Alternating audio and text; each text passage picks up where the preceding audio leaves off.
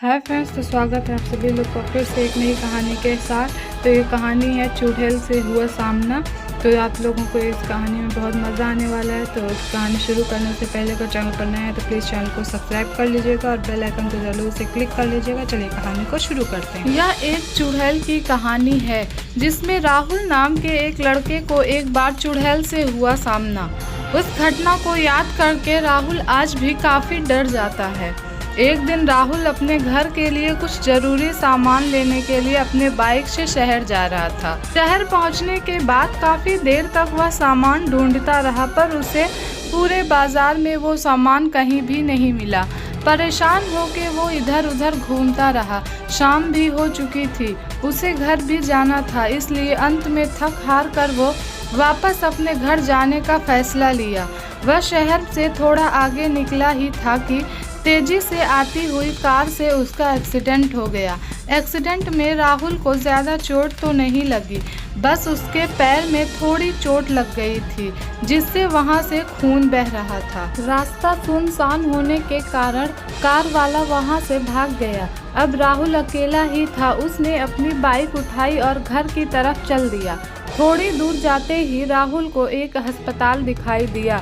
राहुल ने तुरंत अपनी बाइक रोकी और सोचा पहले मैं अपने पैर पे पट्टी बंधवा लेता हूँ ताकि खून निकलना बंद हो जाए, फिर घर जाऊँगा।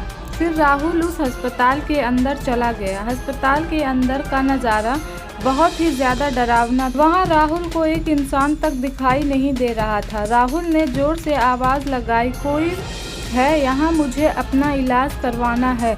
चुड़ैल से हुआ सामना। तभी अंदर से एक औरत की आवाज़ आई, आप थोड़ा देर वहीं बैठिए, मैं अभी आ रही हूँ। लड़की की आवाज़ सुन के राहुल थोड़ा शांत हुआ और वहीं पास के टेबल पे बैठ गया।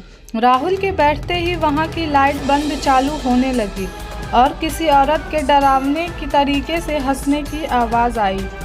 राहुल थोड़ा घबराया पर खुद को संभालते हुए बोला, ये शायद मैडम की आवाज़ होगी।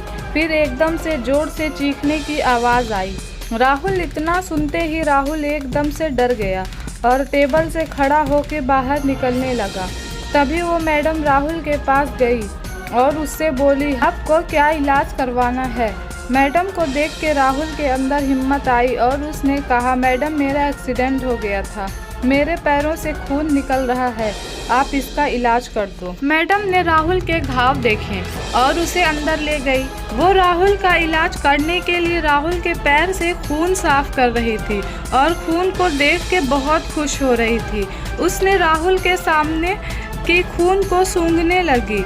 राहुल को थोड़ा शक हुआ तो उसने कहा, मैडम आप ये क्या कर रही हो? उस चुड़ैल ने राहुल को कोई जवाब नहीं दिया, बस डरावनी आवाज़ में घुर्रा रही थी और खुश हो रही थी। राहुल एकदम से डर गया और अपना पैर हटा लिया। राहुल के ऐसा करते ही वे चुड़ैल एकदम गुस्से से अपने असली रूप में आ गई और राहुल से कही, मुझे तेरा खून पीना है, तू नहीं बचेगा। राहुल ने चुड़ैल का भयानक रूप देखा। साड़ी हुई उसकी चमकी बड़े बड़े दांत। एकदम से राहुल डर के मारे बहुत जोर से चिल्लाया और बेहोश हो गया। कुछ देर में जब वो होश में आया तो उसने देखा उसके पास दो लोग खड़े थे और उस पे पानी के छींटे मार रहे थे। राहुल ने उन लोगों से पूछा, आप लोग कौन हैं? और मैं तो हॉस्पिटल में था। उन लोगों ने राहुल से कहा, भाई तू पागल वागल है क्या? कौन सा हॉस्पिटल? यहाँ दूर दूर तक कोई भी हॉस्पिटल नहीं है। राहुल खड़ा हुआ और उन लोगों को हॉस्पिटल दिखाने के लिए जैसे ही पीछे मुड़ा, राहुल के पैरों से ज़मीन खिसक गई, क्योंकि वहाँ हॉस्पिटल नहीं बल्कि एक कब्रिस्तान था। इतना देखते ही राहुल को याद आ गया कि उसे चुड़ैल मारने ही वाली थी। तो राहुल डर के मारे जोर जोर से चिल्लाने लगा, मुझे बचा लो, मुझे बचा लो। राहुल के साथ जो लोग थे वो समझ गए थे कि राहुल काफ़ी डर चुका है। फिर उन लोगों ने राहुल को उसके घर तक पहुंचा दिया। उसके बाद फिर राहुल कभी भी उस रास्ते से अकेले नहीं गया और उसी घटना को याद करके आज भी वो बहुत ज़्यादा डर जाता है। तो आई होप सो आप लोग को ये कहानी पसंद आई होगी। अगर पसंद आए तो प्लीज़ कमेंट करके ज़रूर से बताइएगा और लाइक करिएगा, शेयर करिएगा। तब तक के लिए बाय बाय, मिलते हैं फिर एक नए कहानी के साथ।